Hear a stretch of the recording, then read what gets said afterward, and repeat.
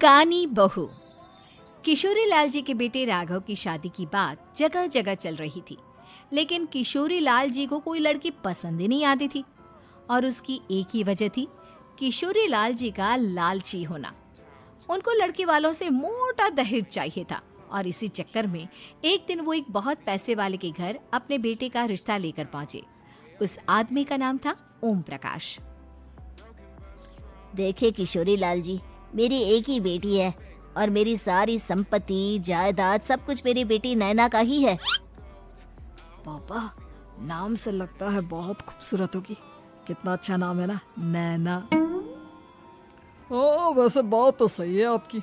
अब इतना पैसा है, जमीन जायदाद है, इकलौती बेटी, आप भी क्या करेंगे? सब कुछ उसे ही देंगे ना। बिल्कुल ठीक पहचाना आपने। बस बेटी की शादी और सारी जायदाद उसके नाम। पापा, बिना देखे हाँ कर दीजिए ना। इतना अच्छा रिश्ता फिर कहाँ मिलेगा? माला माल हो जाएंगे हम। मैं अपनी बेटी को बुलाता हूँ। अरे नहीं नहीं नहीं नहीं, आपकी बेटी का नाम नैना है, सुनकर ही लगता है बहुत सुंदर होगी। रहने दीजिए अंकल, मैं तो आपकी बेटी के नाम से ही इतना खुश हो गया हूँ कि उसे बिना देखे शादी करने को तैयार हूँ। अब तो मैं उसका चेहरा सीधे शादी के बाद ही देखूंगा। और इस तरह राघव नैना का चेहरा नहीं देखता और उससे शादी कर लेता है।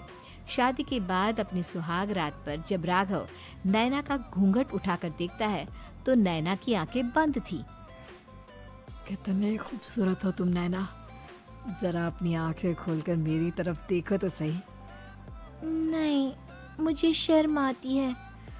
अरे, मैंने तुम्हें शादी से पहले भी नहीं देखा, और अब अगर तुम आंखें खोलकर मुझे देखोगी भी नहीं तो मुझे अच्छा कैसे लगेगा? इससे पहले कि नैना अपनी आंखें खोलकर राघव की तरफ देखती, अचानक से लाइट चली गई और राघव नैना को पूरी तरह से देख भी नहीं पाया। अगली सुबह नैना राघव के लिए नाश्ता बनाकर लेकर आई। अरे ये क्या, आधा पराठा सेका हुआ है और आधा बिल्कुल कच्चा। ये तुमने क्या किया नैना? बहू, तुमने क्या आधा पराठा तवे से नीचे लटका कर रखा था, जो आधा सेका है और आधा कच्चा? मुझे जितना दिखेगा उतना ही तो सीखूंगी ना पापा जी। जहाँ जहाँ मुझे नजर आ रहा था वहाँ मैंने सीख लिया, जहाँ जहाँ नहीं दिखा वहाँ कच्चा रह गया होगा। इसका क्या मतलब है?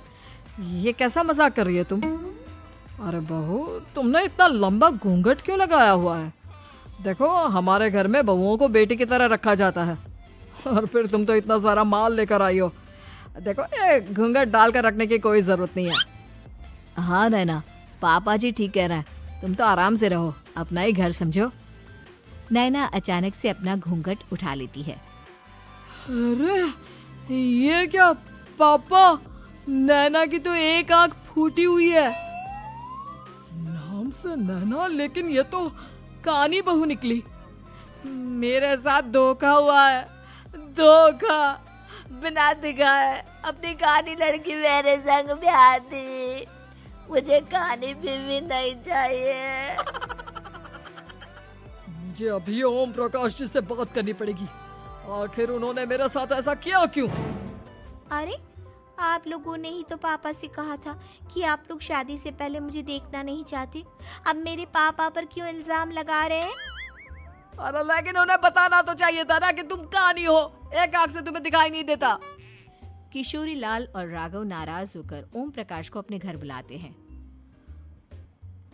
पापा जी, ये आपने क्या किया? शादी से पहले बताया क्यों नहीं कि नैना की आंखों में परेशानी है? अरे, आप ही ने तो लड़की देखने से मना कर दिया था। अरे लेकिन आप बता तो सकते थे। आपको तो हमारी बेटी की प्रॉपर्टी चाहिए थी, वो भी पूरी की पूरी। अब क्या हुआ अगर उसे आधा दिखाई देता है? प्रॉपर्टी तो आपको पूरी मिल गई ना। अरे ये क्या बात हुई? मेरी शादी प्रॉपर्टी से नहीं, आपकी बेटी से हुई है। अब ये तो पहले सोचना चाहिए था, तब तो मेरी प्रॉपर्टी देखकर तुम्हारी जुबान लप लपा रही थी। लेकिन मैं कानी लड़की को अपनी बीवी बनाकर नहीं रख सकता। पापा, कुछ करिए ना आप। हाँ, करता हूँ। देखिए ओम प्रकाश जी, आप हमारे साथ ऐसा नहीं कर सकते। और तुम देखो, अगर तुमने मेरी बेटी से शादी तोड़ी ना, तो जो भी प्रॉपर्टी मैंने तुम्हें दी है वो तो पूरी की पूरी वापस ले ही लूंगा, और आधी प्रॉपर्टी तुम्हारी भी लूंगा। अरे मेरी आधी प्रॉपर्टी भला क्यों लेंगे आप? इसलिए क्योंकि मेरी बेटी को आधा नजर आता है और उसकी नजर अभी तक तुम्हारी आधी जायदाद पर ही पड़ी है। अब तुम उसे घर से निकालोगे तो कुछ तो लेकर जाएगी ना। और अगर हम आपकी बेटी को अपने घर की बहू बना कर रखे तो? तो तुम्हारी पूरी प्रॉपर्टी तुम्हारी ही रहेगी, और जो मैंने तुम्हें दिया है ना, उसमें से बस मैं आधा लेकर जाऊंगा। अरे लेकिन अब आप अपनी दी हुई प्रॉपर्टी में से आधी वापस क्यों लेकर जाएंगे? अगर मैं आपकी बेटी को अपनी पत्नी बनाकर रखने को तैयार हूँ तो? इसलिए ताकि भविष्य में अगर तुम मेरी बेटी को धोखा दो तो उसके पास कुछ तो रहे जो पति का हो।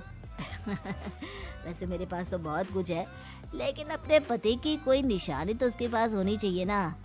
अब अगर तुमने मेरी बेटी को कानी कहा तो तुम्हें प्रॉपर्टी भी कानी ही मिलेगी, पूरी नहीं। जमाए राजा। किशोरी लाल और राघव समझ चुके थे कि वो बुरी तरह फंस चुके हैं और अब उनके पास वहां से निकलने का कोई चारा नहीं है। अब समझ में आया ना, लालच बुरी बला होती है। एक तो तुम्हें प्रॉपर्टी मिली, ऊपर से बीवी मिली, उसमें तुम्हें नखरे भी दिखाने हैं। आए बड़े, चुपचाप बैठो दोनों। कुछ दिनों के बाद नैना राघव की कार लेकर बाजार घूमने निकलती है और जब कार लेकर वापस आती है, ये क्या? एक तरफ से मेरी गाड़ी पूरी खराब हो चुकी है। लगता है तुमने मेरी गाड़ी को किसी दूसरी गाड़ी के साथ एक्सीडेंट किया है।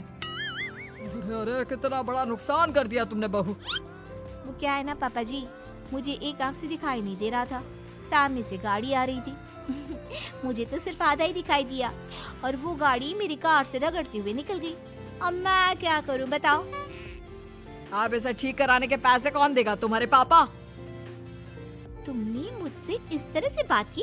अभी रुको। नैना राघव की शिकायत ओम प्रकाश को कर देती है।